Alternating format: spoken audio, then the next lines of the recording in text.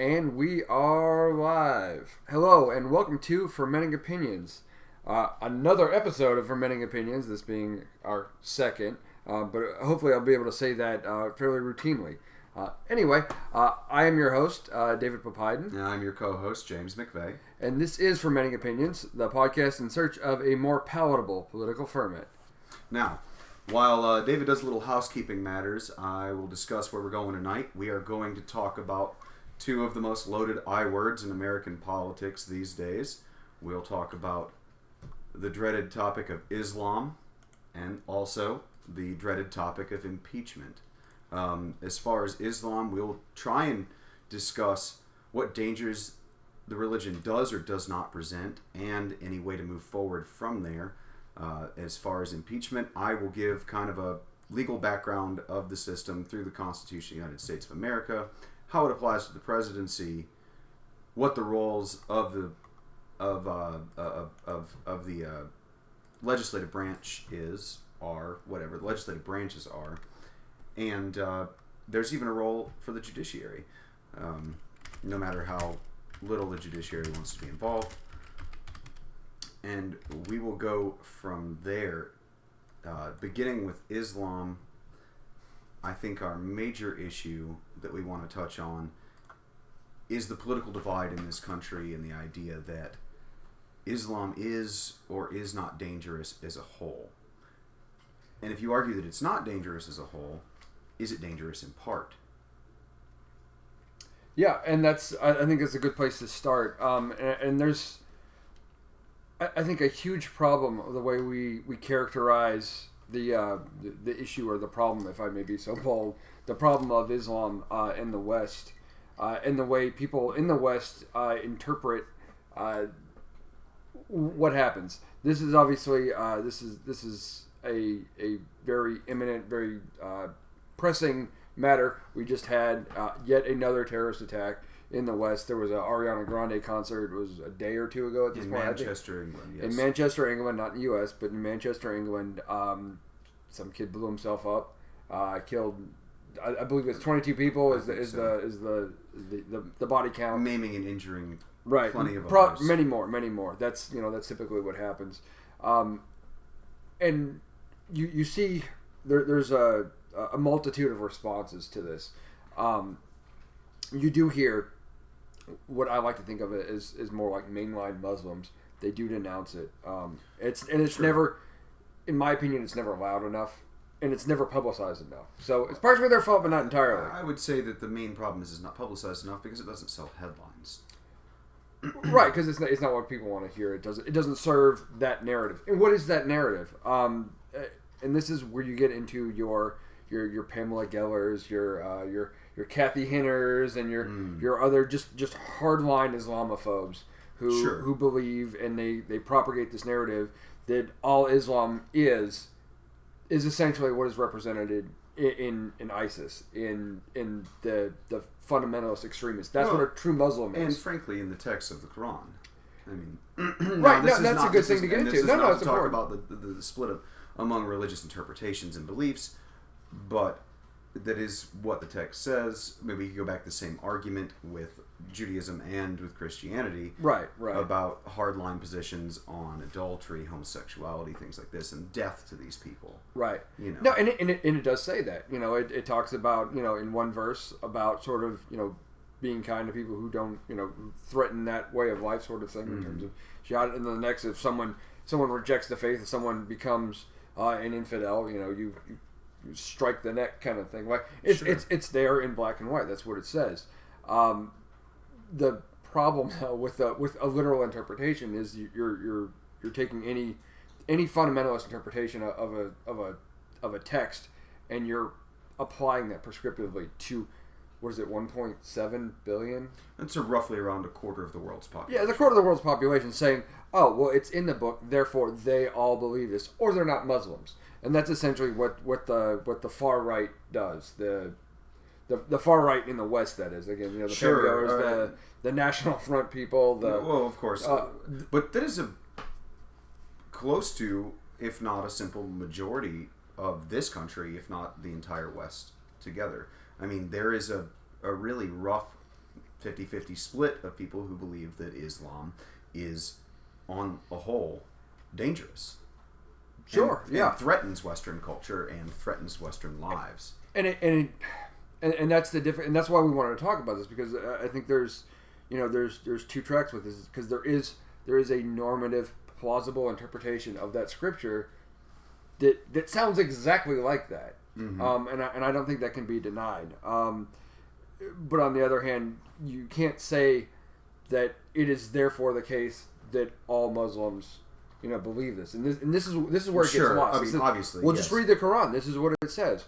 Okay, fine, but is that what those people actually believe in? Leviticus says we stone adulterers and homosexuals. Right, and we can get into that, because there's all kinds of in Christian theology they call it hermeneutics.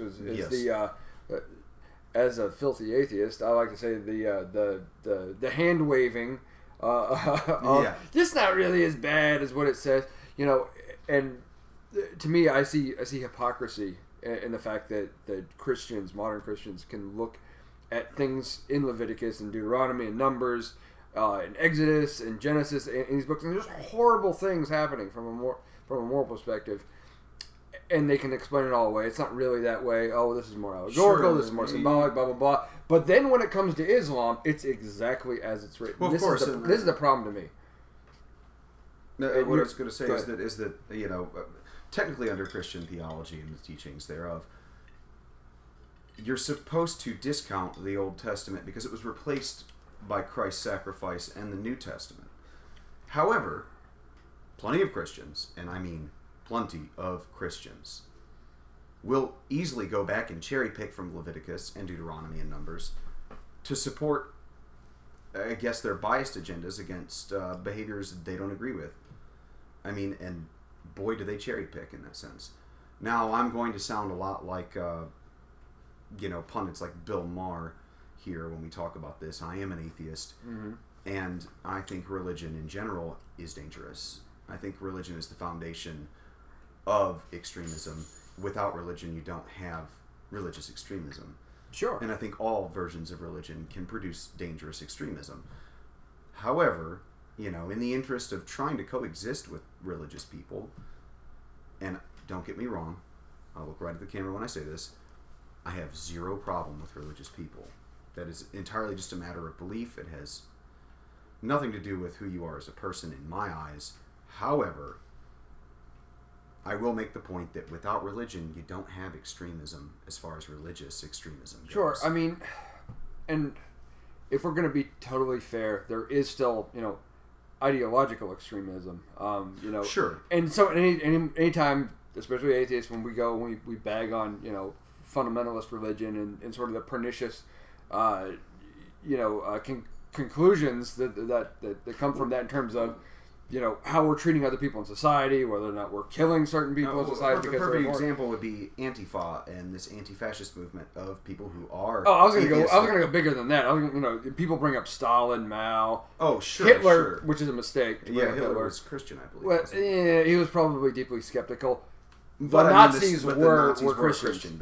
God, yes. It's not a mistake. They were a Christian. Really thought God was with them. Anyway, so following anything as, incontrovertible truth. Yes. Any ideology. We just see this, we just see that vector, I think, more in religion. This idea of religious leaders being infallible, even particularly the Pope, is a perfect example. It was the idea that Catholicism is infallible. That is still canon. That is still law in Roman Catholicism. The Pope is infallible. Right. Okay. That being said, coming back to Islam, when we see these actions of ISIS or people who are claiming ISIS, essentially, whether or not people who are self-radicalized, and they're giving props to ISIS while they do terrible things to other people. The Orlando gay club killing, the Orlando Manchester, which obviously ISIS takes credit for that as well. ISIS is taking credit. I guess he had some sort of loose affiliation. I don't know all the details, to be fair. It was a kid blew himself up. We do know that he was on the radar of U.S. intel. Right, yeah, and I think there were people in his nexus sort of who were saying this kid is dangerous. Yeah, reported him to the government, which is another thing you hear a lot from the far Islamophobic community, the ones who are very extreme about it, is that, well, if Muslims wanted to curb this violence, why don't they speak out against their own? This kid's parents reported him as dangerous spoke out against him, yeah, to his own government and said he is going to hurt people.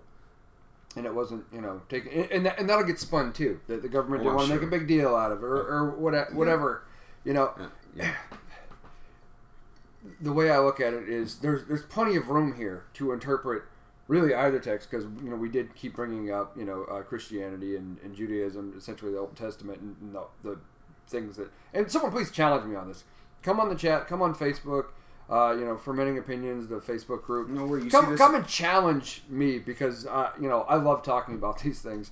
But there's plenty of room in either of these texts to interpret them in a way that is going to cause you to want to treat other human beings horribly because of what it says in the book, and you're not supposed to question what it says. It's absolutely true. But of course, the real issue is that everybody interprets it differently. You line up any two Christians, any two Muslims, any two whatever you want, and you go line by line through the text, you're going to find they're going to disagree on things. And so I have a serious problem with saying, oh, well, I read it, and that's just what it says, so therefore it's either what they believe, or they're not really Muslims, they're not really Christians, they're not really Jews, they're not really Jainists, whatever it comes down to being. And that's prescriptivist, and it's a no true Scotsman fallacy. I mean, we're also, again, it's perfect for a no true Scotsman fallacy. Yeah, I mean, we were talking about a quarter of the world's population.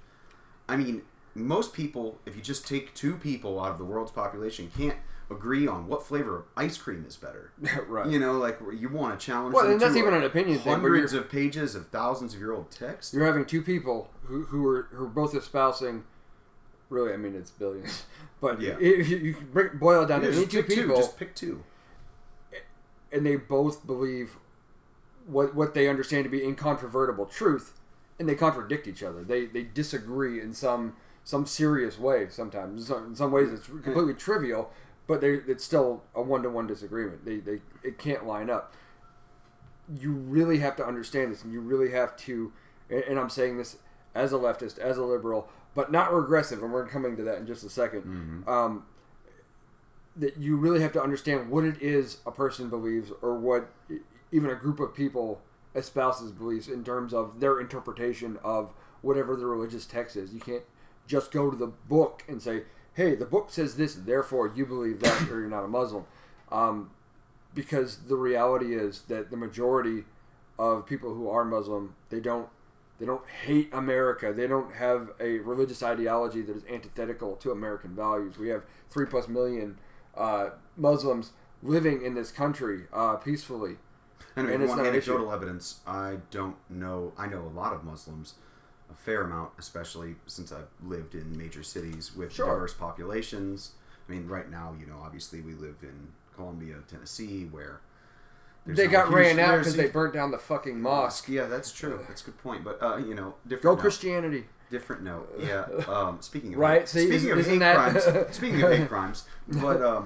But that would be the same mistake, by the way. I want to tell myself just briefly. I'm sorry, and I'll let you get back to it. To say yay Christianity because Christians burned down the mosque in Columbia, Tennessee, where we both reside.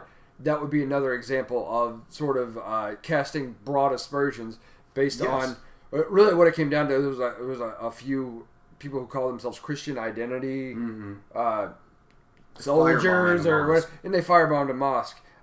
These are Christian terrorists in the U.S., and I don't blame all Christianity for it because that would be an unfair characterization of the faith. And this is sort of what we're really getting to. That is. But anyway, back to you. And so what this brings me to is the basic concept of what we do here. We are looking for a more powerful political ferment. The question is a more powerful, palatable political ferment, I believe. The question becomes, where is it that we can agree on this topic? We either Islam is all bad, Islam is just fine, and it's just, bad actors. I mean, obviously we're divided there. I'm going to propose the idea that we can all agree that radical Islamic terrorism is a bad thing that we need to stop. Right. No, and it is not to characterize all of terrorism being radical Islamic, but specifically, radical Islamic terrorism is bad, and we have got to do something about it. It continues to occur on a near daily basis around the globe. the ideological motivation does come from that sort of interpretation of Islamic scripture. I mean, let's not pull punches. Let's not pull punches. Right? Yeah, you have the Wahhabis, you have the ISIS types, and these other extremist factions. Like this is how they interpret it. But even in the larger groups like Shia and Sunni, I mean, these are I guess ideological aspects or ideological groups that are fundamentally juxtaposed to one another, that are constantly at some type of conflict. Yeah, absolutely. I mean, there's again, and that comes down to the fact that they can't, whether or not they can't that agree conflict on is terrorist or a state-sponsored war. Right. But I mean, these ideologies conflict, and they go to arms for it. Yeah, these religious ideologies, they in a lot of ways serve as a justification. I think in a lot of cases there's socioeconomic factors that are maybe the true driving force, but that's the banner under which these armies coalesce essentially. Sure. And it's a very complicated thing.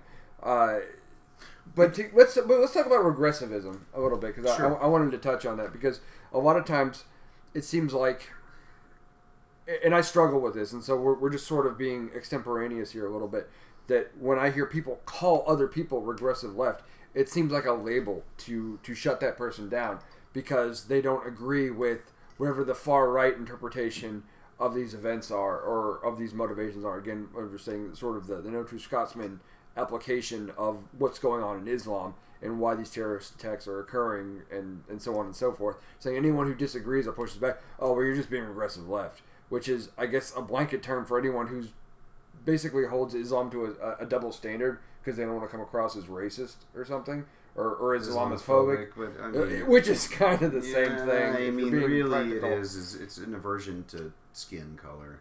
Yeah, I think you don't that's see many like truly white.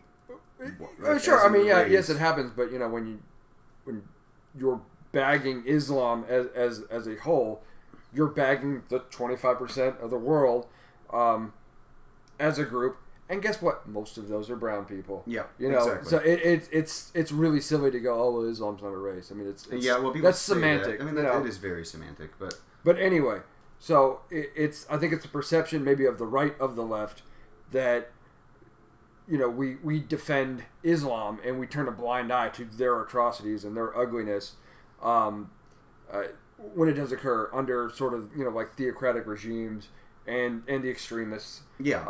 The horrible human rights violations that occur, and also just straight up terrorism, because we don't want to come across as insulting religion. We're mollycoddling a problem. Is what we're doing. We're mollycoddling a problem. Racist. Yeah. Yeah. And just for the sake of political correctness, we are mollycoddling. For the sake of political correctness, very good. I don't personally, and maybe I'm open to correction on this, I don't personally know anybody who does that, and I know I certainly am not guilty of that. Do you feel like it's a fair characterization, at least in some cases? I think it is, actually. Okay, it's a lot more prevalent than people on the left want to admit, because at the same time they're speaking out against the travesty that just happened, and they're saying, this is horrible, everybody pray for them, thoughts, prayers, hashtags, whatever. Which I'm not a thoughts and prayers guy. Well, I understand. But that's my point, is that is a typical left response, is that thoughts and prayers, while, the typical right response in America is, okay, let's start nuking people. I mean, they're two very radical approaches. The Middle East. Right? Yeah, exactly, which is two very radical approaches, neither one of which is really that great. And anytime someone comes in with this, let's take the war to them approach, or let's just wipe them out, then it becomes this huge defense of Islam, that this is a religion of peace, but clearly empirical evidence is showing, no, it's not. No, it's not. I mean, it doesn't mean that everybody out of the 25% of the world who is religiously affiliated with Islam is a violent person, or even believes in the violent ideals of the religion. But you can't just dismiss the fact that another chunk really does believe that. Because that's also a No True Scotsman fallacy to say, well, Islam is a religion of peace because they say so, and anybody who's being violent in the name of Islam isn't really a Muslim. And they say that. And I think it's bullshit. No, it is bullshit. I mean, and this is where I'm going to start with the idea of proposing a solution. Go ahead. Christianity and Judaism have both gone through several reformations.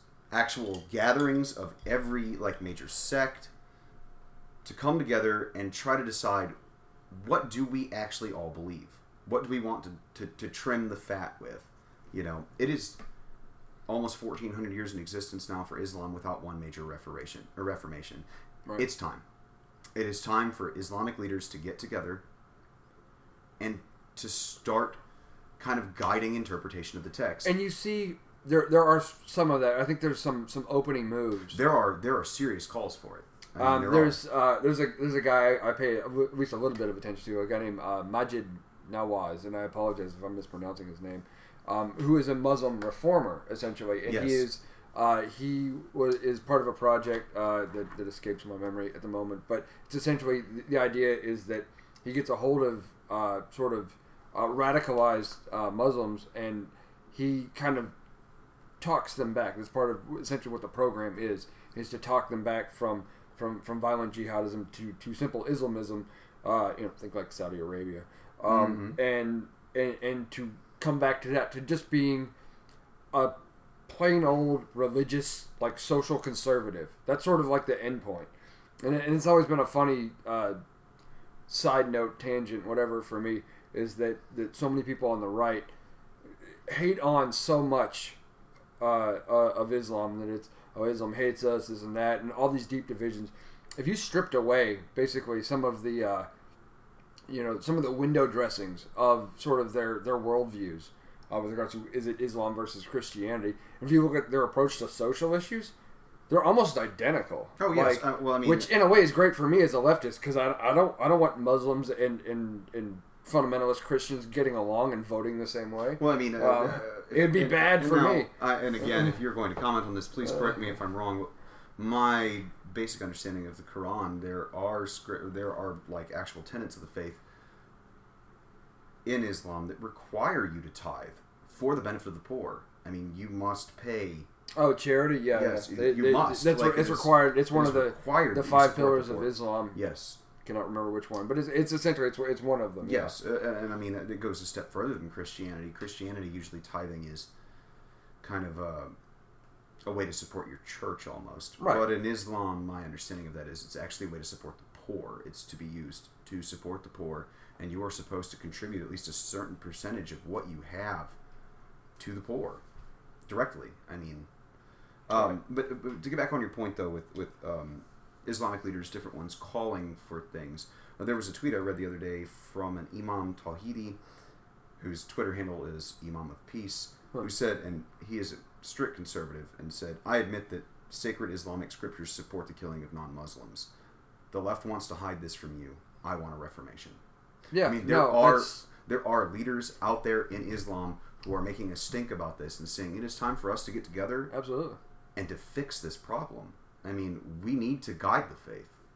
Yeah, and at some point, I think we're going to try and find some guests to speak on this who are of that faith, because I think one of the things that plague us a little bit sometimes is that we're a couple of white guys talking about the problems of cultures we're not involved in. Of cultures we're not involved. That's a great way of putting it. Of cultures we're not involved in. And we're going to sit here and pontificate and give our prognosis and explain what we think. The let me tell you something. Exactly. And I mean, kind of doddering old white guys. And as a conservative, I will admit that this is a flaw of my political ideology, that we do it all of the time. Let me tell you about you.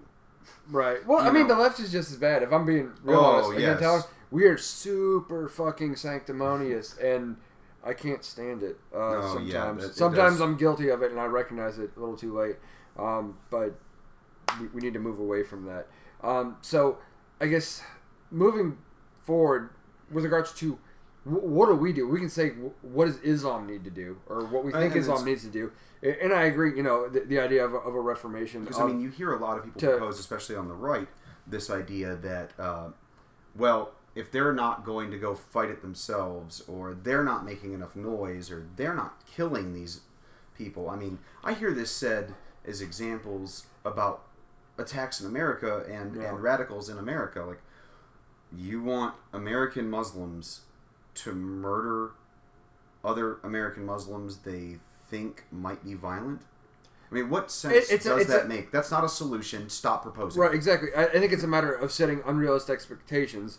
And let's say if those expectations happen to be met, they will move those goalposts to some other thing. Well, yes. But really what they're saying is nothing will satisfy them. Yeah, nothing will satisfy their bloodlust for Islamic blood. Right. You know. Because that's, And it's the easiest scapegoat. Just and this, by the way, is more or less what radical Muslims want. They want there to be no ability to coexist, no sort of reconciliation, no peace.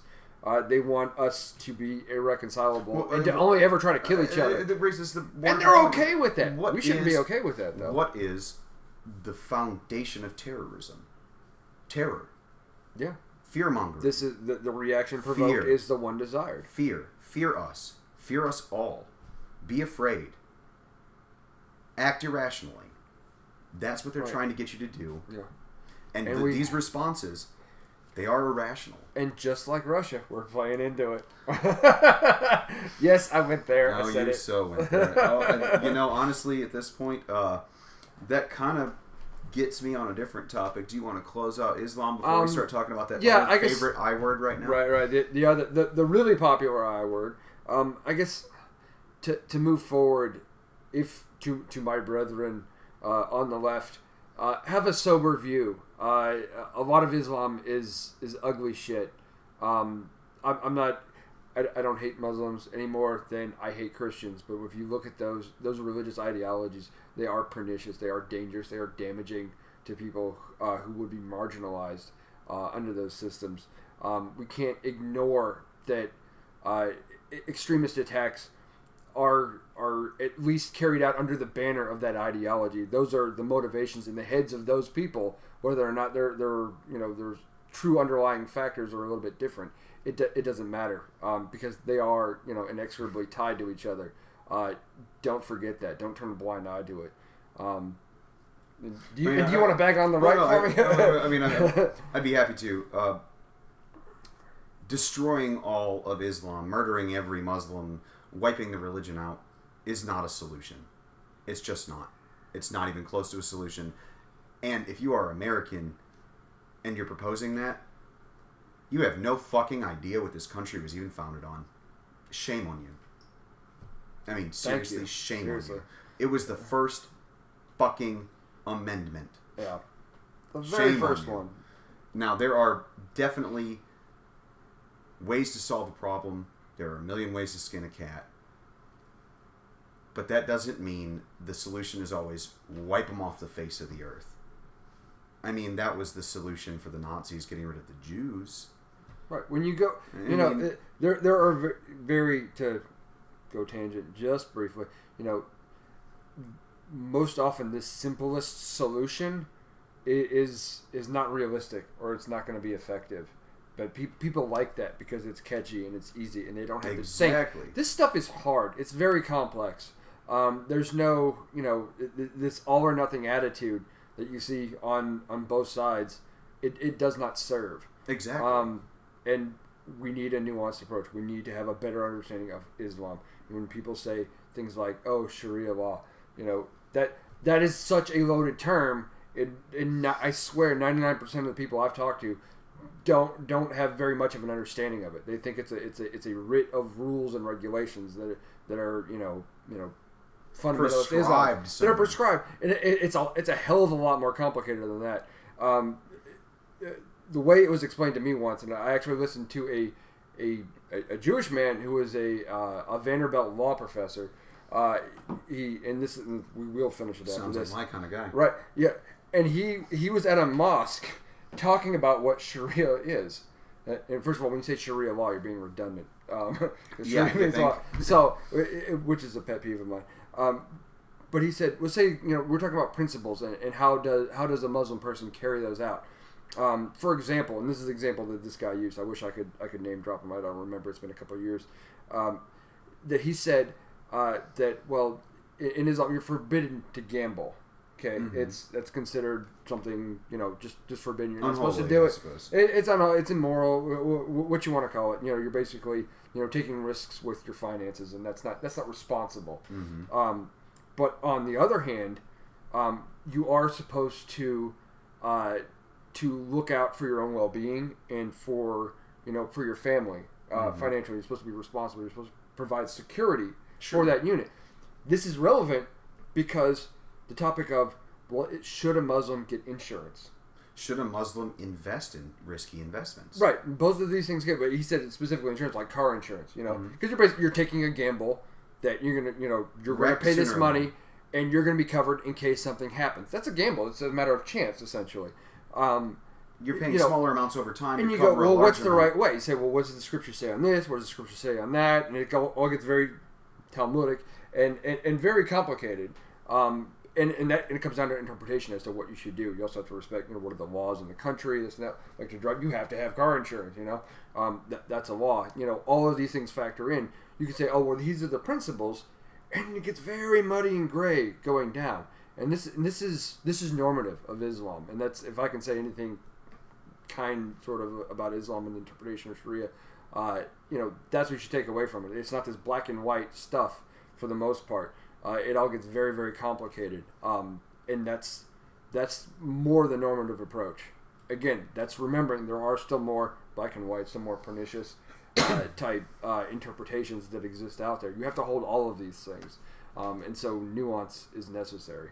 Sure. Do you have anything else you wanted to add? I know I kind of ran on a little bit. No, it's okay. Not particularly. Just basically to say that if you're on the left, stop apologizing for Islam. Yes, stop. Absolutely. I mean, stop. There are tenets of the faith that are bad. Yeah. There are people who are part of that faith who use it negatively. If you're on the right, stop blaming the whole damn faith. That's a quarter of the world's population. 1 in 4 people you think are evil and should die based on their religious affiliation. I'll give you a hint. The extremists in Islam feel the same way about you. Yeah. Stop blaming each other. That's not the solution either. Religion, man. I tell you. Oh, boy, we could go that route. Yeah. Can we all just become atheists and we can stop? We can find different reasons to blow each other up, right? So I think we've like both... Titans versus Steelers, right? Oh, my God. It's a good reason to kill each other, right? Fucking Steelers. Anyway, anyway, so I remember Cortland Fit again. I remember when he stomped up and down on it. Yeah, that wasn't just Cortland. Oh, I know. Eddie got involved popular. in that. Eddie George, my boy. Yeah, but now the Preds, they look like terrible towels. Do they? Yeah, the little. It's like, they hated us, but then they had to acknowledge it was a bandwagon. Shout out to the Predators, by the way. Yeah, there you go. Stanley Cup Finals, baby. Let's do it. It's good stuff. Yeah, no, it's entertainment. It's good. Yeah, it's great. So now also as a matter of entertainment. Now that we've drugged. See how I transitioned that? Now that we've drugged one of the most controversial I words through the mud. Yeah. Let's move on to impeachment. So, James, are you going to tell us how exactly it is the Democrats are going to impeach Donald Trump? Are you going to? Is it coming? Are we right on the cusp, man? I feel like because every day you see more stories about yeah, it's a fantasy possibly impeachable stuff. Like, sure. Can we impeach him? Okay. Let's start with the general idea of impeachment and how it works. Yeah. Both on the state and the federal level, we have ways to impeach anyone who holds office, basically public office. You said, I think you said earlier before the show that you're talking about on a federal level. No, there's sort of a different process. It is. I mean, on the federal level, it's actually enshrined in our Constitution. It starts with the very first article. I think it's Article 1, Section 2 that will empower. Yep, it is. It's Article 1, Section 2 that will solely empowers the House to impeach U.S. officials. This requires a simple majority of the members present when they actually take the vote. It's a long process that I can run you through. But basically, the House impeaches, and now understand that impeachment does not mean you're removed from office. Impeachment is basically an indictment in the criminal process. It's a charge. Right. Impeachment Charges are presented. A lot of people have the misunderstanding that he was impeached. That means he's out. He's exactly. Done. No, impeachment basically means you're being held up on charges. Yes, you've been charged. Is it by the House? It is by the House of Representatives. By the House, and then it's actually the Senate that holds the trial. That holds the trial and determines guilt and conviction. And I mean, and if they do, then you're out. Yeah, exactly. And it works. Or is there a case where you wouldn't be if you were found guilty? So to speak? No. The immediate punishment is your removal from office. Gotcha. Now, the Senate has the power to go further than that, just slightly. They can also disqualify you from ever holding office again, any office in the United States. That's actually one of their powers. So you're saying Trump could be one and done? I'm just trying to be positive. Well, I hate to put a damper on this because let's talk a little history too. Yeah, let's do it. In the United States of America, in the history of impeachment and how this works, there have been a total of 19 federal officers who have been impeached. Of those 19, only 8 have been convicted. There have only been less than half of the people ever, which is not a big number at all. We have had 45 presidents. I think we've had like 54 presidential terms or whatever. I don't want to be quoted on that. But we've had 45 presidents. Okay, I know what you're saying. Okay. Of the 45 presidents, only 2 have even been impeached. No one's been convicted. Right, because Nixon stepped down before that hammer fell. Let me run you through this just a little bit more. And who else? What other presidents were impeached? I mean, Clinton, obviously. Andrew Johnson and... I do believe I got that right. I'm sorry. I believe it was Andrew Johnson and Bill Clinton were the 2 to be impeached. And Nixon's interesting because... the way this works is that any member of the House, or people outside of the House even, I believe, any special counsel, such as Mueller. It's Mueller, by the way. It's Mueller? Okay. Yeah. Our last hangout was a Ferris Bueller. Mueller. I mispronounced it. It's Mueller, so the pun doesn't work anymore, which makes me really super sad. But anyway, Mueller. But go ahead. So Mueller, actually, the way this works is that any member of the House on their own can raise impeachment. Okay. They can do that by presenting articles of impeachment that they've drafted or whatever, and seeking a vote on it, or they can refer the issue to the appropriate committee. Now, when it comes to those committees, the appropriate committee to actually decide whether or not impeachment is or should be pursued would be the House Committee on the Judiciary, and they basically put out a resolution that authorizes the impeachment itself, which will bring it to a vote of a simple majority of the House of the members present. You don't need a full House majority; you just need the members present for the vote. Simple majority in the House. Of the members present for the vote. To bring this to brass tacks, that will never happen now with the Republican control. But here's the point: is that not only just a member of the House can raise impeachment. A special prosecutor can. The president can. Any state legislature can. I wonder if he could be tricked into any grand jury can, and any citizen can bring a petition for impeachment. Now, what would it take for? Because I'm curious about that particular rabbit trail. What would it take for a citizen? Because I can't imagine why you are going to. It will be theoretically, and I'm sure you're going to be laughed out of the process. Right? Yeah. You would bring a petition, and then a House member would have to basically present your petition and buy it, so to speak. And they would they most likely would refer it to the House Committee on Rules, who's authorized to investigate impeachable conduct. The House Committee on Rules needs a simple majority of their committee to recommend impeachment, at which point it goes to the House Committee on the Judiciary. Then again, the House Committee on the Judiciary requires a simple majority of both of those committees, and I don't know who's on those committees, but playing the odds, that's not going to happen either. Yes, they'll determine. The House Committee on the Judiciary, by majority vote, will determine whether grounds for impeachment exists. Right. So if they find those grounds, they'll set forth specific allegations of misconduct in articles of impeachment. They will then present those articles to the full House, and the House, by simple majority, will vote to carry them forward. Sure. If the House of Representatives on the simple majority votes on these articles of impeachment and says, yes, we want impeachment, this is what we're doing, whoever the target is, say, the Right. president in this example. In this Obviously, case, we're we might as talking well about talk Donald about- James Trump or whatever. Donald John Trump? Who gives a shit? Donald J. Trump. No one cares what your Trump. name is. Yes. Yeah, no, Donald, no one cares what your name is. You're that unimportant to me in that sense. Anyway, if the House comes forward and says, you're impeached, they then elect what are known as managers, which are essentially the prosecution team. Gotcha. The articles of impeachment. Where do they come from, managers? They are House members. They're members of the House. Okay. Yes, the House members are your prosecutors. They can either use a committee to appoint them, which is vetted by the Speaker, or you can actually hold an election, and the House can elect their House managers. But basically, they put together their best team to be the prosecutors, and they elect a lead manager. I'm looking at you, Kenneth Starr. We remember you. Oh, anyway, man. Kenny. Shout out to Baylor. Haley, I know you're listening at some point. Anyway, Oh, man. so you have this team of House managers. They are appointed. They go forward and are sent to the Senate after the House adopts a resolution in order to notify the Senate of their action, basically saying, we're going to impeach. We've chosen the articles of impeachment. Here's the indictment. The House managers then go and read it to the Senate and present it to the Senate.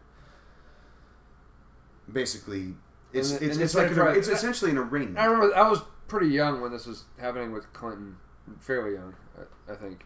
So I have sort of a vague recollection of how that went once it got to them and the trial that happened. The House elects their managers and they take the articles of impeachment to the Senate. They read them aloud, put them in as an exhibit, basically, and say it's like an arraignment in criminal trial court, basically saying you're being arraigned on these indictments. We're giving it to the Senate saying, hey, here we go. This is what we're impeaching them on. We're turning it over to you. The managers go back to the House and make a verbal report to the House that we did this, essentially. Then it's time for the Senate to impanel for trial. This is where things kind of get a little interesting. Okay. First of all, if we're talking about the presidency, the president has been impeached. When it comes to trial in the Senate, senators are all under oath or affirmation, as is the president. Everybody's under oath to tell the truth, to do this in a fair and unbiased manner. Yeah. Anyway, yeah. Which is why it'll never happen in the first place. Each side, both the president's team, he has the right to defense counsel, which he will have, and the House managers are prosecuting it. Both sides, just like in trial court, have the right to call witnesses, perform cross-examinations. They have basically full criminal rights through the Constitution. I mean, you have exclusionary rules for evidence. You have all of this going on. Huh. You're having a full trial where the triers of fact are every sitting Senate member who's at the trial. Chances are, when it comes to an impeachment trial, all 100 will be there.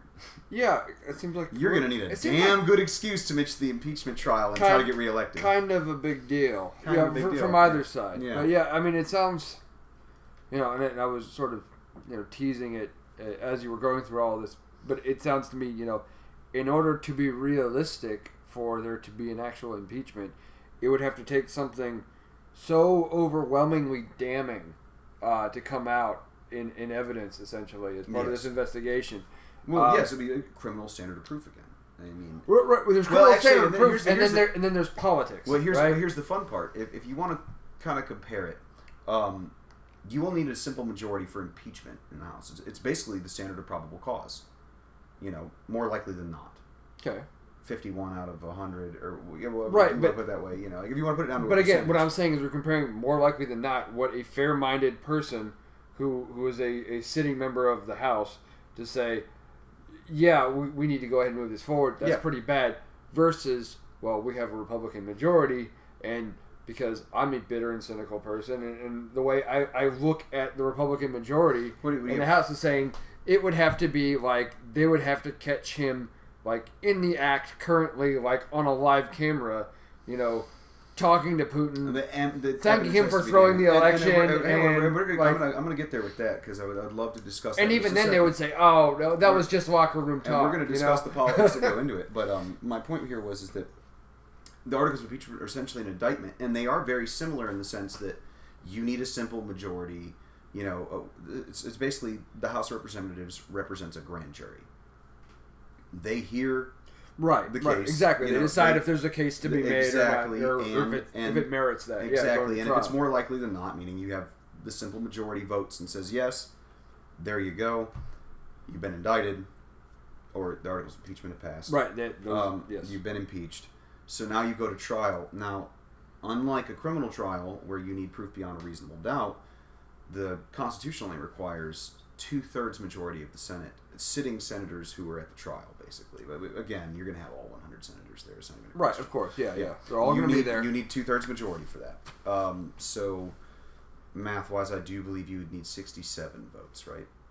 Correct, yeah, to pass 2/3. You have to be more than 2/3. Yeah. 66 is only 2/3, because it would have to be 66.6. Yeah, exactly. So you would need 67 votes. So, in comparison to rules or standards of proof in law, that would actually be closer to clear and convincing evidence and not proof beyond a reasonable doubt. Right.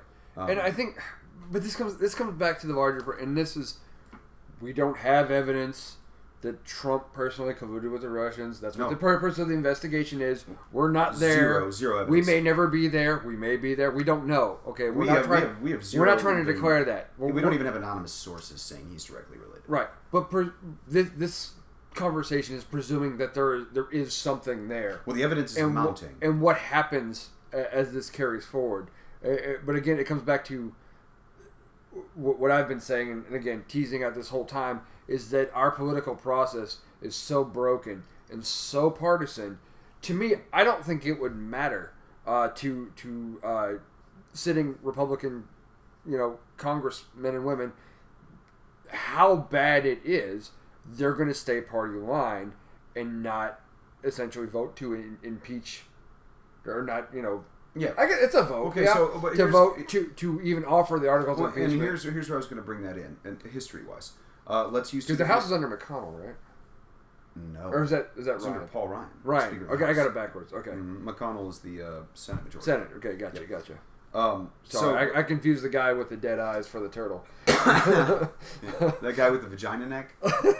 That one. Yeah. Anyway, so, but seriously, let's look at it historically from two different impeachments.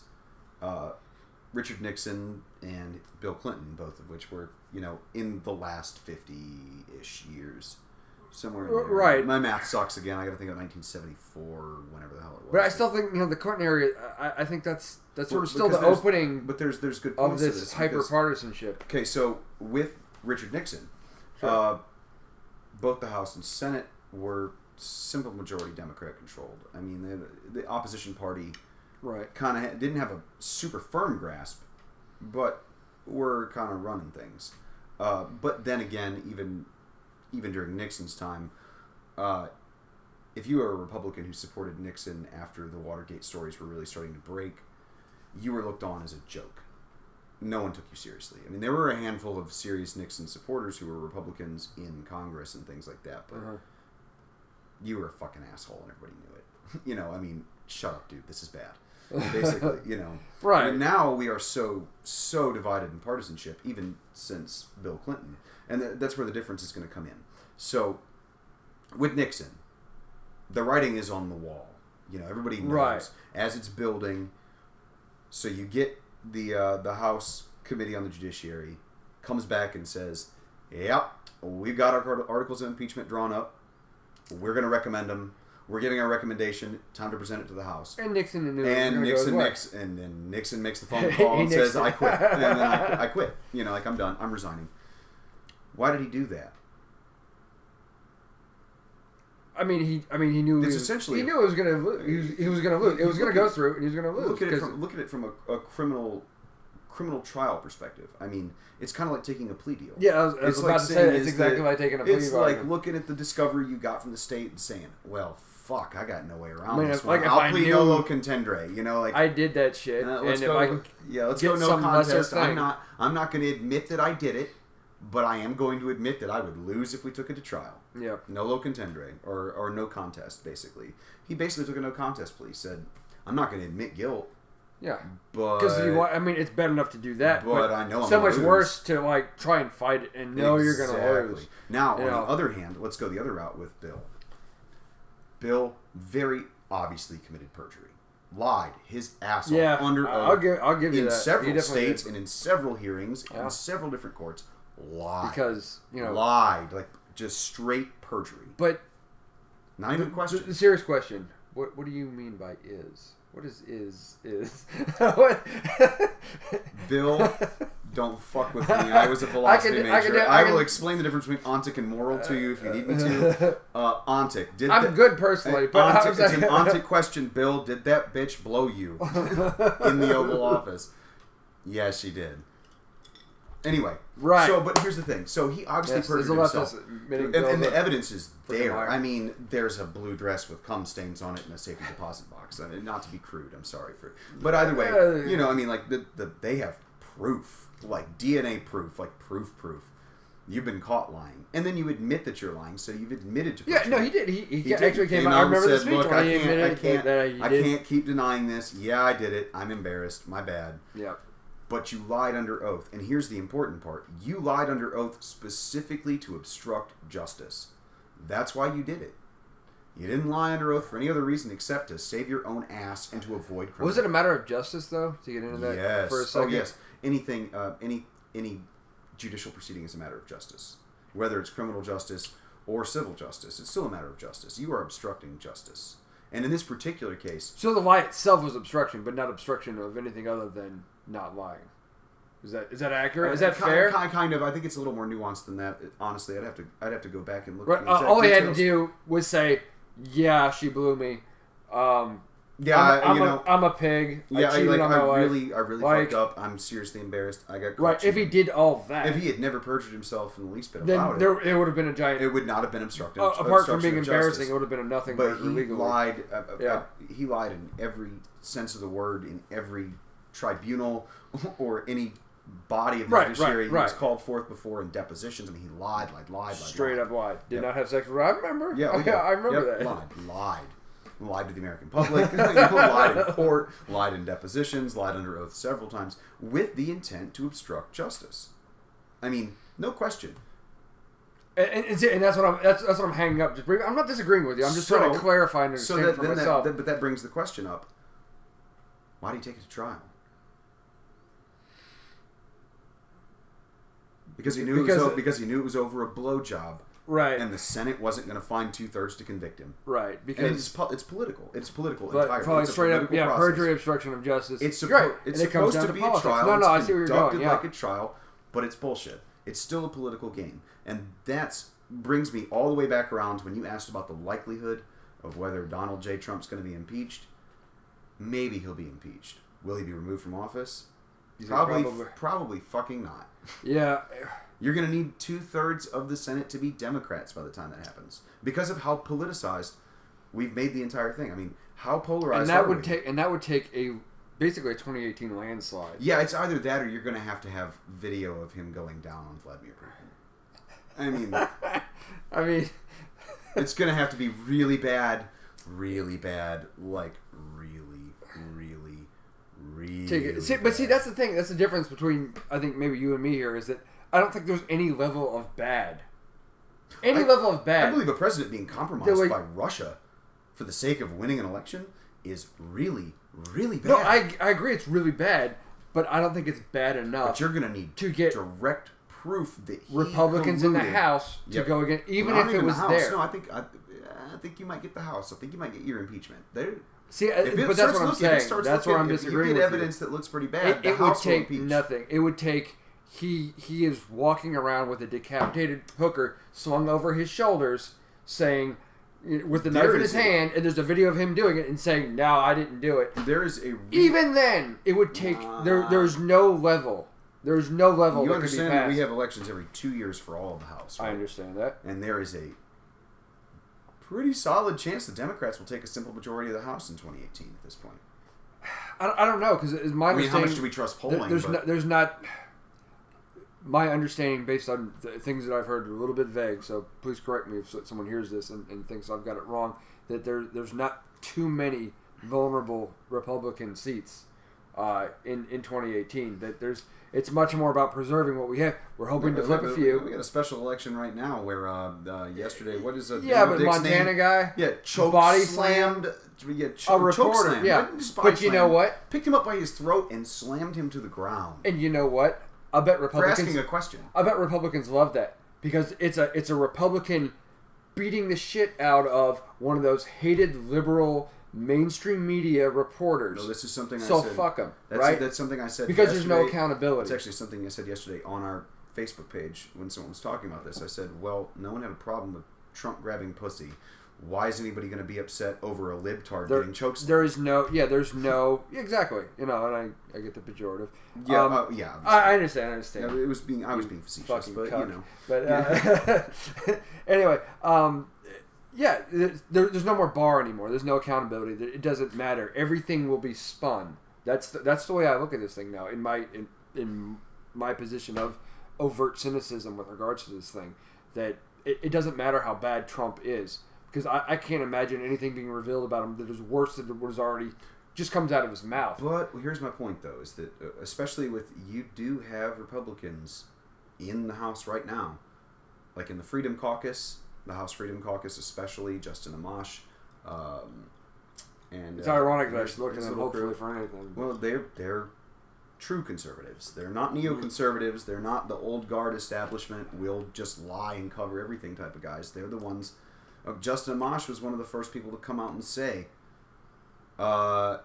if this Comey memo is true and he did this, he should be impeached. I mean, there's one. Okay. You turn some seats, you might get an impeachment. I really think but that's what it comes down to. Polling 67 Senate votes. Well, we turn seats, and to come back to the Montana thing briefly, I mean, the guy had him on by like 20 points a few days ago before the choke slam thing. Yeah, well, and that's the thing is that you have 3 Fox News reporters who are sitting right there that say the candidates. Fox News is appalled. Yeah, I'm saying the candidate, his version of the events was that he was attacked. They were all like, "That's horseshit." He asked you a question. Yeah, I remember. You blew up on him, and then you Fox asked News. him another question, and you choke slammed him, and then started punching him in the face while he was on the ground. You know, like you beat the shit out of the guy. Yeah, broke his glasses. I remember because I heard the video, the audio of it. But this is my point about Republicans in general, and how they feel about Trump. He was being asked to defend Donald Trump. That's what he was doing. Yeah. They're getting really tired of it.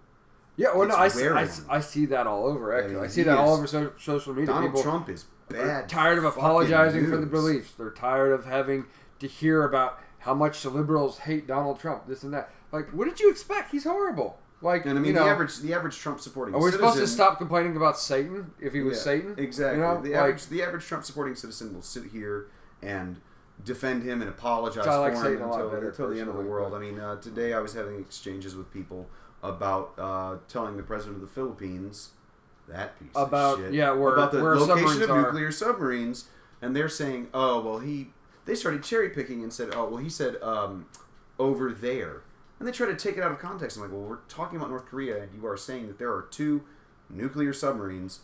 The apologetics is a problem, and it's it's a defense mechanism. But that's the citizens. That's your average voter. The politicians who their jobs actually if their seats are vulnerable, if they're even if their seats aren't vulnerable. I mean, we're talking in Montana. Again, Trump won Montana by more than 20 points, right? And now it's down to the wire. It's close. I don't even know. We would have to check. I'm thinking maybe those results are probably in because it's a little bit later now. We'll have to check. We'll have to check afterwards. A lot of it was already early voting, so it wouldn't have changed those votes anyway. Yeah, not so much. But I think it will be close. I think it's encouraging for people on the left for Democrats to say, "Hey, it got close in a place where we really didn't expect to have a chance." That shows a turning of the tide in where there are seats that are a lot more vulnerable. Hopefully, but I'm just thinking in 2018, there's not that many of them where it's going to make a difference with regards to impeachment. And this is the fun part about being conservative. Meanwhile, I get really sick of the neoconservative radical movement on my side, but at the same time, our voting bloc is very dependable. We go to the polls. Yeah, it's the Democrats that have trouble getting their people to the polls without some amazing star-studded candidate that just people gush over. Because our vote is the minority vote. Our vote is the young vote. Yeah. And those 2 demographics easily become apathetic. Yeah, when it looks like the same old. Yep. Who cares? Why even do that? Hillary. Yeah. When it looks like same old, it's really hard to motivate that base. Yeah. No, it really is. And you have the old white guy vote. Yeah, and they come out that shit held down, son. They're at McDonald's at 5 a.m. grumbling about youngsters these days. In all fairness, the old white woman vote all goes our way too, with the traditional sense of marriage and this idea of the man leads. Old white, yeah. Follows, I mean, yes, also predominantly male, but yeah, white women as well, older ones, especially. Sure. You don't see too many young conservative women. No, it doesn't happen all that often. You have your Tonys or Tommies or whatever the fuck her name is. And is she really that conservative? I mean, the whole choice. She sure claims to be. Yeah. But she also has a career. Changes her opinion on that. She also has a career. She gets paid to be a hot loudmouth. Let's be real. But okay. I think she's while we debate this, anyway, this is fun. We're gonna go on a tangent here. I wanted to touch on a couple of interesting things as far as this goes. Okay. One of them we'll wrap up with this. Yeah. One of them is the Article 1, Section 2 of the United States Constitution gives the sole power of impeachment to the House of Representatives. Article 1, Section 3 gives the sole power of trying impeachments to the Senate. Mm-hmm. Now, most of the people who have been actually convicted, not just impeached but convicted, were holding office as members of the judiciary. We've had one Supreme Court justice be impeached, Abe Fortas, I believe. And convicted and removed. Abe Fortas? I believe it was Abe Fortas. What was he? He was an associate justice, United States Supreme Court. But we've had several federal judges removed. I mean, 8 or 9. Or no, I'm sorry, that's way too high. Anyway, during these processes, the Senate itself has, since I think the 1980s or so, has kind of changed the rules of how they handle impeachment. They like to use a committee to hear the evidence, to make evidentiary rulings, to preside over the testimony and everything else. And then they will provide the transcript of what they found admissible to the entire Senate to vote. A lot of challenges from people being impeached have come forth basically saying, you're denying my right to due process and a fair trial. And they try to seek remedy from the federal courts. Federal courts have said, we're not fucking touching that. The Constitution provides the sole power to the Senate, so if they want to change the rules of how they hold their trials and what they do, more power to them. That sucks, in my opinion. I think the full Senate should hear it. I think the full Senate should, it takes longer, it's going to be a more complicated process, but the full Senate should be voting on evidentiary issues. You shouldn't just have a committee of 20 people who decide what's admissible and what's not when an objection is raised. Especially in these partisan days, and you have briefly, I would say you do have to step away from what do politics look like today versus what should the rule always be. Yes, and this is the fun part. Now, you're gonna love this one. Okay. Under the Constitution again, and I believe we're back in Article 1, Section 3. The Senate being under oath, that's all great. When the President of the United States is on trial, the Chief Justice of the Supreme Court of the United States must preside over the Senate as the ultimate arbiter of evidentiary rulings and all of these things. That the Chief Justice is now the judge who makes rulings on law and legal issues. Otherwise, anybody else other than the President, it's the job of the Vice President to preside as President of the Senate. Oh my goodness. Now, this leads to a very interesting textualist originalist problem. What happens when the Vice President of the United States is the one being impeached?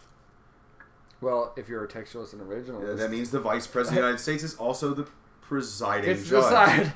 Boom! Case dismissed. Yeah, you don't necessarily do that. Yeah, I don't think there's really a realm for motions. I think motions are out at that point. But you certainly can make objections, and everything like that as far as evidentiary rulings. But, that would lead the Vice President to sit here and say, I'm really not seeing the probative value of this document that fucks me, so we're going to hold that out, Yeah, exactly. That's way too prejudicial because I'm really going to get bent over by that one, the smoking gun, so that's not coming in. Obviously, understandings of the judiciary process, the vice president would have a massive need to be recused. Yeah, I think that needs. To and I've not had a chance to look at the Senate rules and see if there are rules established within itself for grounds for recusal of the vice president if he were being impeached.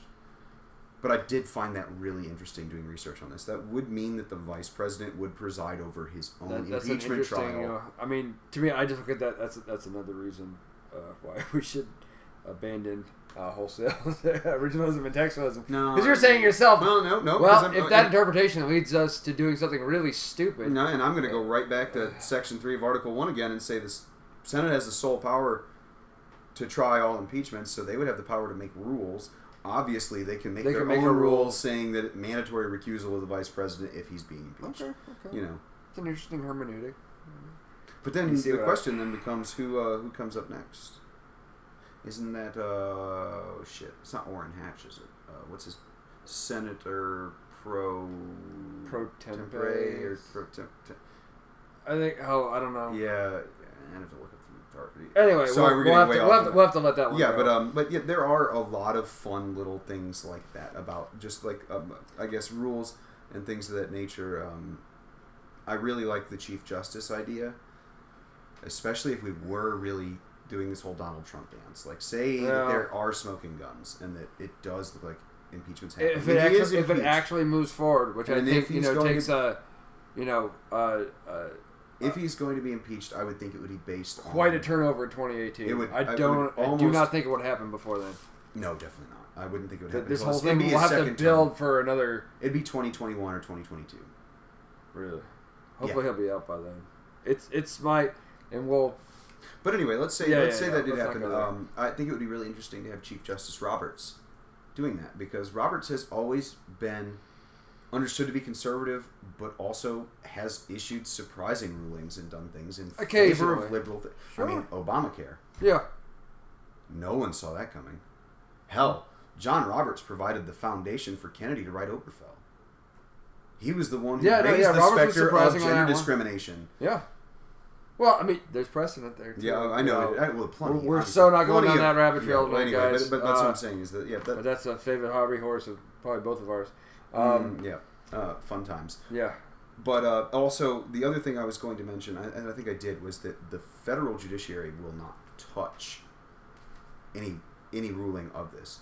And the last thing to mention, I guess, would be that the only two things they can do is the Senate has the power upon conviction to they remove from office immediately. They can go further and bar you from holding office ever again, and that also opens the president up to criminal liability. Guys.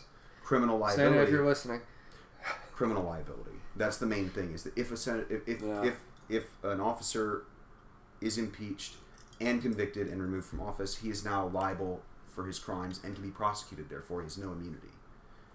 Now, a sitting president, as we know from Gerald Ford, can't pardon an impeachment on a conviction on impeachment, but he can pardon any of the crimes going forward. Like Nixon resigned and was immediately pardoned. The first thing Gerald Ford did was pardon Nixon, so he wasn't going to be tried.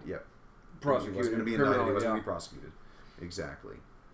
I think that's all of my fun little anecdotes. Wouldn't that be fun if he stepped down in Pence? I know that would happen. I mean, I like think par for the course, right? Yeah.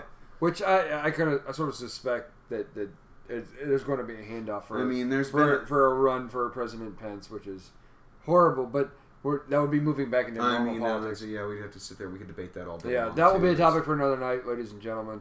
But I think we covered pretty well the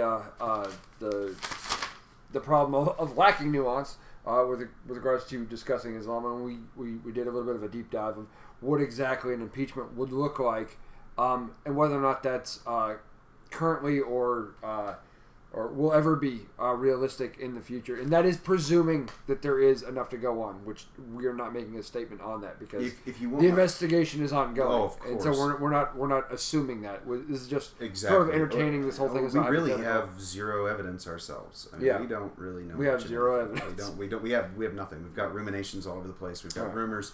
We've got conjecture. But we'll see. I mean, yeah, that's that's what Mueller is going to be the one privy to these things. Yeah. Tacitly, again, from anonymous sources, we have heard now that Mueller has seen Comey's memos and has added them to the case file, essentially. Yeah, this is an exploding issue. This thing now rumors are saying that Jared Kushner is a person of interest. Specifically, I heard something about that. I saw a little bit of a blurb. He is not a suspect. The investigation is not focused on him like it is on Flynn. However, he has now made his way into the investigation and is a person of interest. Which, I mean, you could imagine a lot of people are being drawn, and people were saying before on Hangouts that, if you are in the Trump administration, if you are working in that White House, you better lawyer the hell up. Yeah. If I'm you, I'm resigning. I'm leaving now. It's time to get out. Yes. And also... And one insulate yourself. Even if nothing ever comes of this, insulate yourself. Do you want a career in politics after this? Yeah, exactly. There might be a reason that Lieberman turned down the FBI job. Yep. There might be a reason that a lot of other people are saying nope, don't want to touch that. They don't want to go near it. Because we live in a world now where it seems like it's day in, day out, 24/7. The Trump show, and it's this waking nightmare that a lot of us are living in. But there's a long game that the professional politicians are playing. They want to survive whatever this is. Oh, you better believe the old guard of the Republican Party, the GOP, and they will absolutely play ball. They will absolutely waiting. Be two-faced and go along to get along. My name is Reek. They're going to do all that shit while they have to. Yeah, but seriously, Ryan, come on. Paul's a great example. Paul Ryan will strike. Exactly. Oh, and Ryan Romney. Again, tangential, but they'll do all this stuff, but they're going to want to survive this administration. Ryan will strike the neck when the time comes. Yeah, Ryan will. Yes, he will. He won't hesitate, I don't think. He will behead Trump. Because he's going to do whatever's politically expedient. I expect these people to do that, which is why I have zero faith in them, first of all, to do the right thing in any situation. And you know what? People on the left are, I won't say just as bad, but a lot of times they're pretty close. Oh, I mean, they're at a fever pitch. The left is losing their damn mind. Yeah, we are, because we're chomping at the bit for this thing, man. Yeah, you guys are ready to go. We're ready to go. But you're the bull in the rodeo, just like beating against the gate. Absolutely, we're ready to charge. Just open that gate, man. Just open that gate. But I don't think the gate's going to open until after 2018. I mean, if the gate does open, I don't think Donald's going to stay on for his 8 seconds. That's a good way to put it. But we got to get there. Yeah, we do. And there has to be evidence. It has to be real. This can't be wishful thinking, which it's absolutely wishful thinking. But it's going to take more than that. Because I wouldn't... And I'll say this, as a person who absolutely fucking hates Donald Trump, I don't want to impeach him for no reason. I want it to be real. As a person who absolutely hates Donald Trump but loves this country, I would prefer that none of this is real. This is all media hoopla. The liberals are just foaming at the mouth over nothing. And that none of this ever happened. And that we can move on with the presidency and let his actions and moves as president speak for themselves so that we can get through the next 8 years. Please. Yeah. Now. It's a long ride. Yeah, it surely is. We'll see what happens. We'll see we'll see where the chips fall on this one. Indeed. But on that note, yeah. I'm James McVeigh. And I'm David Popeiden. And we are Fermenting Opinions. You guys have a good night.